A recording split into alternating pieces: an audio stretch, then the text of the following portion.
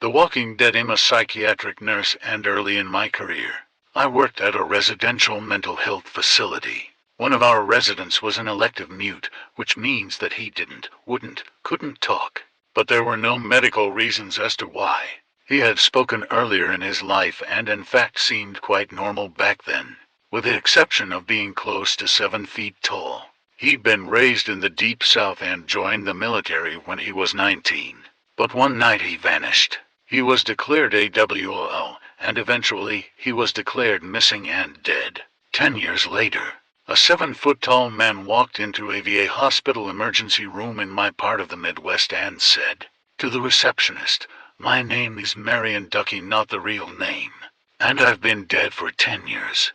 Those were the last words he ever spoke. He was covered with dust, and he was wearing the same clothes he'd been reported to be wearing the night he vanished.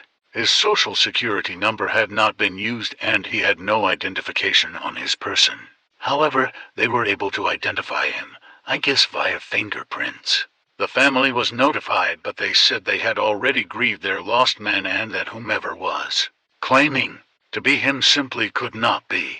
They demanded not to be contacted again.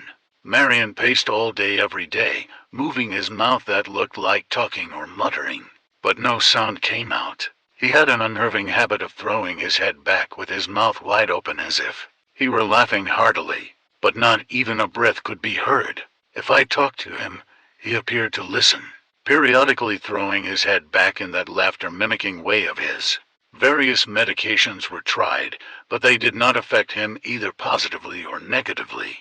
Occupational therapy did nothing because Marion would just grin and unless told to stay put, he'd get up and start pacing again.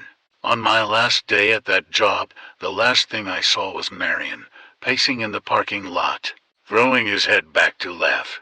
Later I wondered if all along I'd been dealing with a ghost. All these years later, I still don't know.